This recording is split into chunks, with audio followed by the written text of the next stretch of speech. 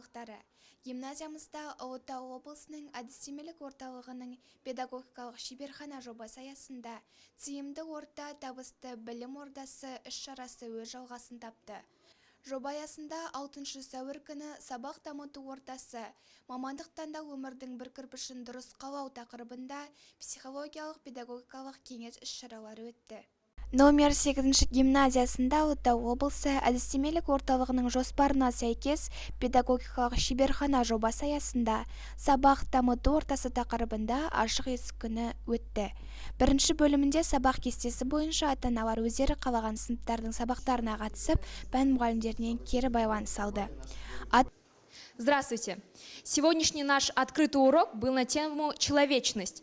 То есть мы определяли, каким должен быть человек. Ведь будущее мира в руках человека. Человек – это главная профессия нашей жизни. Наш учитель, который провел сегодня урок, Мадина Бекимбаевна. Сегодня мы узнали очень многое. Мы разбирали сложные предложения и читали стихи. Ата-аналар қазақ әдебиеті, математика, ағылшын тілі, орыс тілі сабақтарына көп қызығушылық танытты. Оқушылардың сабақта өздерін қалай ұстайтынын, сабаққа қатысу белсенділігін жіті бақылады. Сабақ соңында оқушыларға, ұстаздарға кері байланыс жасады. Оқушылар ата-аналар қатысқан сабақтарда белсенділік танытып, өздерін жақсы жағынан көрсете білді. Сәлеметсіздер ме? Бүгін біз 7 гимназиясының 9 Б сынып оқушылары мен ұстаздар өткізіп жатқан Ғабит Мүсірепов Ұлпан атты тақырыбына ашық сабағына қатысып отырмыз ата-аналармен. Біз бүгінгі сабақта керемет әсерлі оқиғаларды тыңдап, керемет естеліктер туралы Ұлпан мен жаңағы ер азаматтарды қалай сыйлағаны туралы романнан көп деген мәліметтер алып отырмыз. Екінші бөлімінде спиральді қағидаты бойынша құрылған білім беру бағдарламасының пәндерді оқытудағы тиімділігі ортақ қарлығаш тақырыбы арқылы қарастырылды. 4 дағдыға негізделген оқыту тапсырмаларын орындау арқылы оқушылар өз шығармашылықтарын көрсете білді. Іс-шараға бастауыш сынып оқушылар мен жоғары сыныптар толық қамтылды. Тақырып бойынша әр сынып оқушылары пәнге байланысты тапсырмалар орындады. Қазақ тілі пәнінен эссе жазса, бастауыш сынып оқушылары қарлығаштың суретін салып, қызықты мәліметтермен бөлісті. Орыс тілінде қарлығаш туралы өлеңдер оқытылып, тарихи шығармалардан көрініс көрсетілді.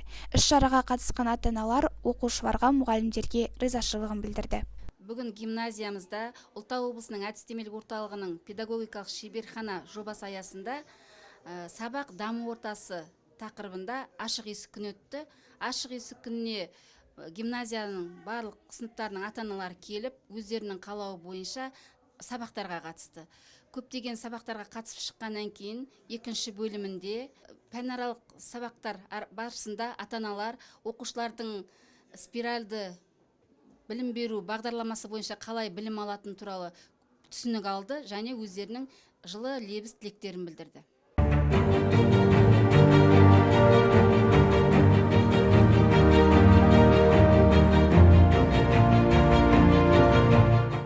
Күннің екінші жартысында педагогикалық шеберхана жобасы аясында мамандық таңдау өмірдің бір кірпішін дұрыс қалау тақырыбында ата-анаға педагогикалық психологиялық кеңес, семинар, тренинг, воркшоп өтті.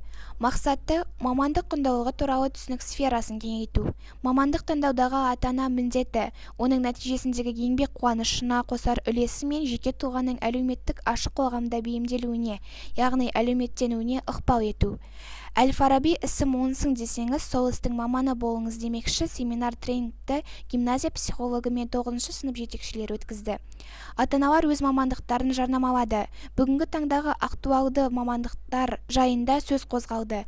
Өмірлік өлмейтін мамандық ретінде ұстаздық пен дәрігерлік мамандықтар айтылды. Ата-аналар мамандық таңдауда өз балаларымен қандай жұмыс жасап жатқандарымен бөлісті. Бүгін міне біздер мына Жезқазған қаласында 8 гимназия қара шаңырағында тұрмыз.